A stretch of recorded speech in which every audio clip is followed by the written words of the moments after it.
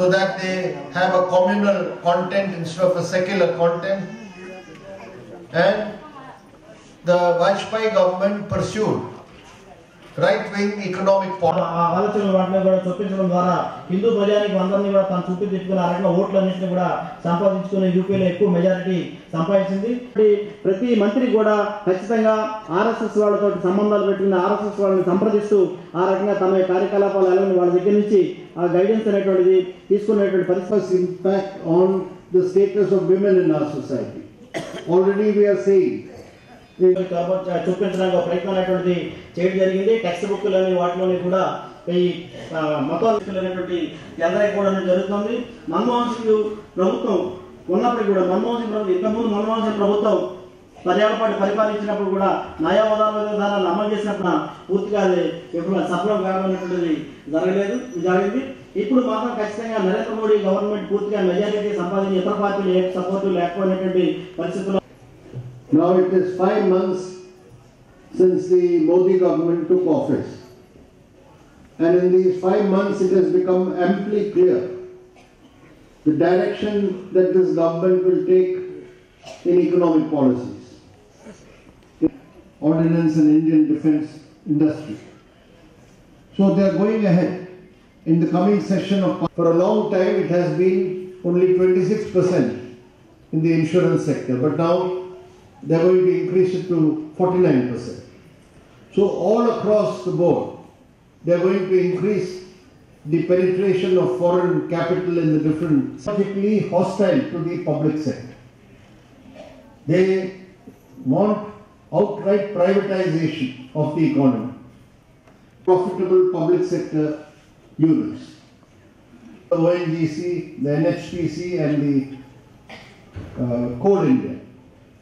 All three together they expect to get 43,000 crores of rupees, which is going to be the single largest disinvestment. In 1971, the coal industry was nationalized in our country. Coal is still not open for private sector mining, but now they have brought an ordinance and ensuring that no sector of the economy is kept out of the private sector. ఎటువంటి విధానాలు అమలు చేయబోతున్నట్టు కూడా మనకు ముందుగానే తెలిసినటువంటి విషయం. ఈ government మొత్తం ఆర్థిక వ్యవస్థలో ఉన్నటువంటి material ratio with the labor, that is they want to reduce the labor component and increase the material ratio, which means this act which provided a legal, like Madhya Pradesh, Rajasthan and other states, women are being told, young women are being told, you cannot wear this type of dress, you should wear only the conventional form of clothes freely in society. Even talking with men or boys belonging to another community is being characterized as an effort by Muslims in Uttar Pradesh, Madhya Pradesh and other states, targeting love jihad, saying Hindu girls are being lured by Muslim men. All this is meant to create hatred against the minority community and to create communal polarization. And the side product of that is to circumscribe and curtail the rights of women. What type of education they can have, all this is sought to be subordinated to the reactionary Hindutva idea.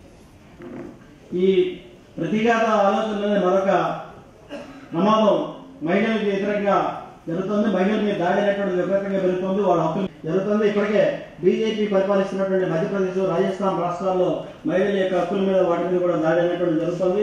అక్కడ ఉన్నటువంటి మహిళలు ధరించడం వీలేదు, ఇటువంటి వేసుకోవడం వీలేదు, సాంప్రదాయమైనటువంటి దుస్తులే వేసుకోవాలని చెప్పి ఆ రకంగా వాళ్ళ మీద ఆంక్షలు అనేటువంటి పెడుతున్నారు. ఆఖరికి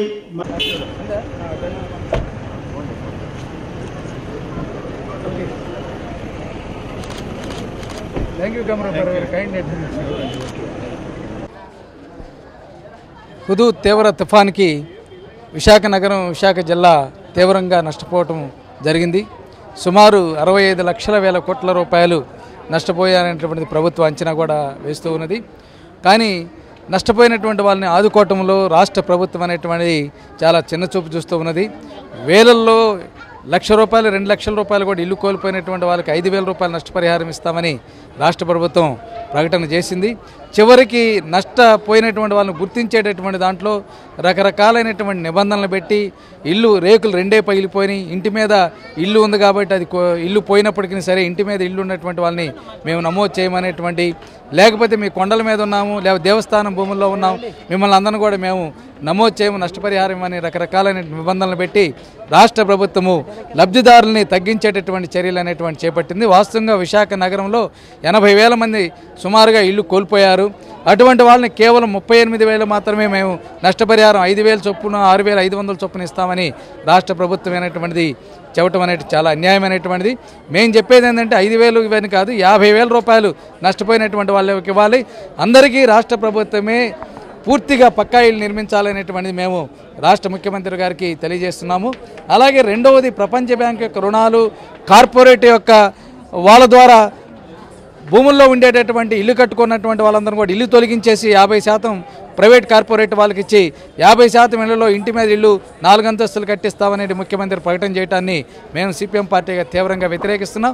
అందుకోసమే రాబోయేటటువంటి తుఫాను చర్యల్లో రాష్ట్ర ప్రభుత్వం తగిన విధంగా స్పందించకపోతే ఎలా రాష్ట్ర నగరంలో ఉండేటటువంటి ప్రజానీకాన్ని, జిల్లాలో ఉండే రైతాంగాన్ని మొత్తాన్ని కూడా కదిలించి రాష్ట్ర ప్రభుత్వం నుంచి ఎలా నష్టపరిహారం పెంపుదల పూర్తి స్థాయిలో నష్టం వచ్చేలాగా ఎలా ఆందోళన చేయాలనేటువంటిది ఈరోజు కార్యరూపణ చేసిన రాష్ట్ర కార్యదర్శి మోదీ గారు వచ్చారు. అఖిల భారత ఢిల్లీ నుంచి కమ్రేడ్ ప్రకాష్ కర్త గారు కూడా వచ్చారు. అనేక పర్యటనలు కూడా చేయడం జరిగింది. వీటన్నిటి నేపథ్యంలో మొత్తం బాధితులందరినీ కూడా సమీకరించి రాష్ట్ర ప్రభుత్వం మీద ఒత్తిడి తీసుకురావాలనేటువంటిది కూడా నిర్ణయం చేయడం జరిగింది.